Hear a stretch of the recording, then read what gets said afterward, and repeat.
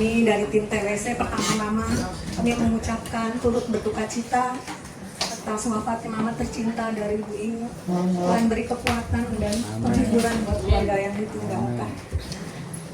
Kami bersyukur kalau Tuhan masih izinkan kami untuk melayani pekerjaan Tuhan di tempat ini, di gereja GSCA Pondok Firman. Terima kasih Pak Sri Harto, terima kasih Bu Inge udah dikasih kesempatan lagi. Kalau nggak salah udah berapa kali ya Pak? 3 kali ya? 3 kali ya Pak? Terima kasih.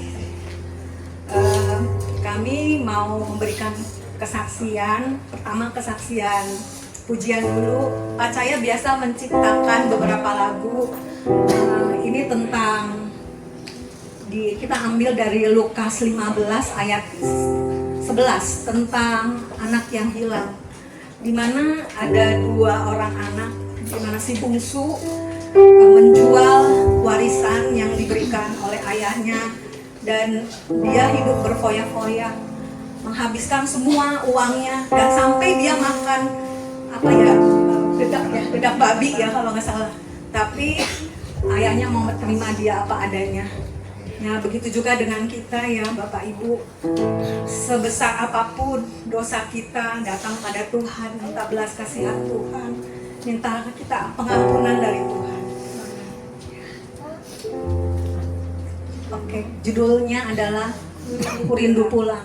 Ini bukan berarti maksudnya kita diambil langsung Bapak di sorga, bukan ya. Maksudnya bukan kita meninggal ya, bukan ya. Ini cerita tentang di Lukas 15 ayat 11. Rindu kepada Bapak. Ya, Karena dunia ditawarkan, jadi dia itu mencintai dunia dan kembali ke Tuhan Yesus. ya. Kerajaan sorga. Ya, amin.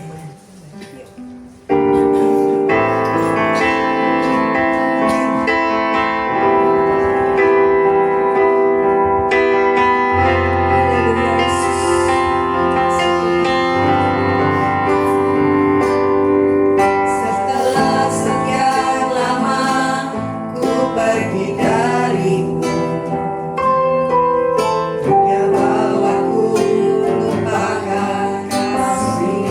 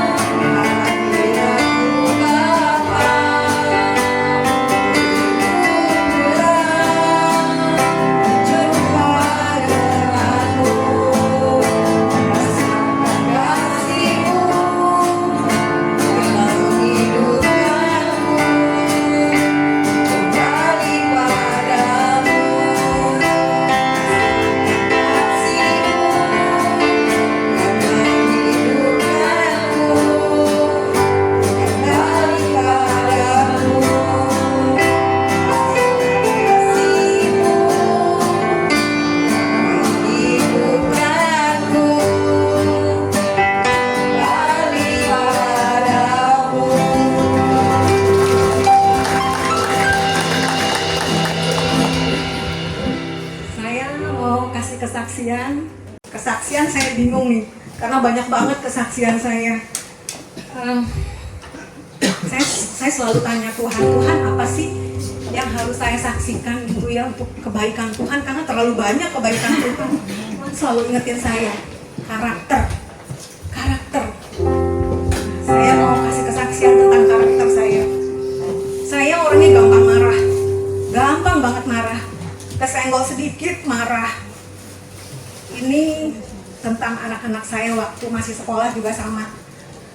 Kalau ngajarin anak-anak sekolah kadang kita nggak sabar ya, maunya marah, nggak sabar, maunya dia cepat bisa. Padahal bukan begitu ya. Kita juga dulu sama kan, mama kita ajarin kita juga susah. Nah itu tuh anak saya tuh nggak kayak gitu. Saya gampang marah, sampai anak saya yang kecil itu sampai saya pukul gitu loh. Kadang saya nyesel gitu ya, saya nyesel banget. Nah ini waktu anak saya SMP ini. Waktu anak saya SMP, saya udah bilang sama dia, Dek, jangan nonton film ya yang ada kissnya, saya bilang gitu. Jangan nonton ya, karena teman-temannya bilang, bagus filmnya gitu loh. Saya bilang, Dede jangan nonton ya. Nah, jadi suatu saat ini, saya beres-beres rumah. Terus saya lihat gini, loh, kok ada tiket ya? Ada tiket. Aduh, saya bilang, ini anak bener-bener ya. Nonton, dia jadi nonton gitu loh. Duh, saya agak segini. Saya udah mulai gak sabar nih, saya udah marah banget nih. Saya panggil dia. Itu saya betul-betul pertama kali saya pukulin dia loh. Saya pukulin dia habis-habisan gitu loh. Saya sampai saya seret dia ke kamar mandi gitu loh. Saya kalau itu saya nangis gitu loh. Tapi setelah saya lahir baru ya saya berubah.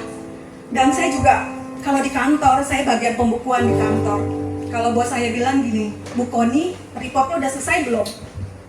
Saya bilang, dalam hati saya gini, enak aja ya, gampang kali ya ngerjain ini semua gitu. Saya perlu review setiap akun, saya bilang sama teman saya, gimana ya si ibu ya, dia nggak tahu kali ya kalau kita ngerjain banyak banget gitu, dokumen-dokumen harus kita periksa.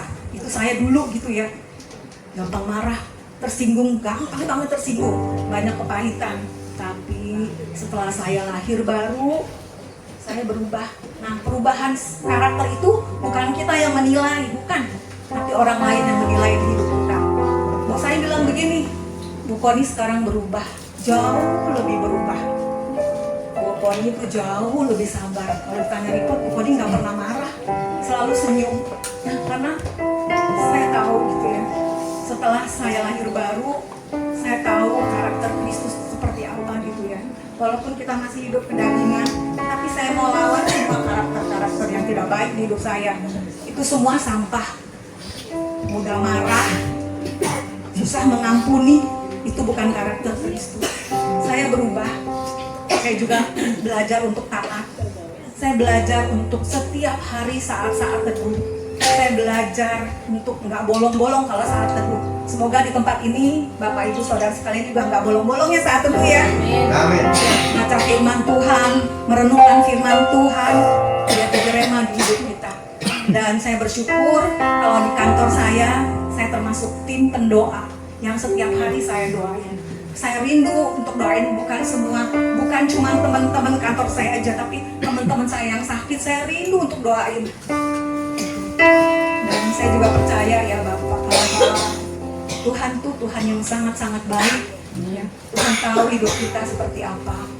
Kadang kalau berdoa gitu saya cuma minta Tuhan perbarui iman saya setiap hari ya, tambahkan saya hikmat dan pengertian akan Engkau.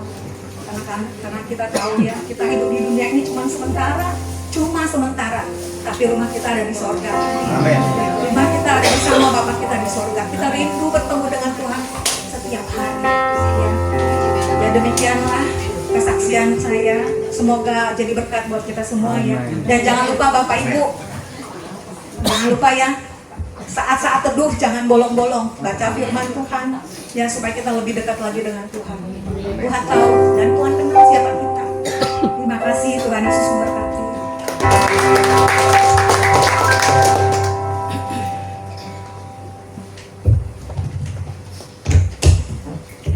Puji Tuhan.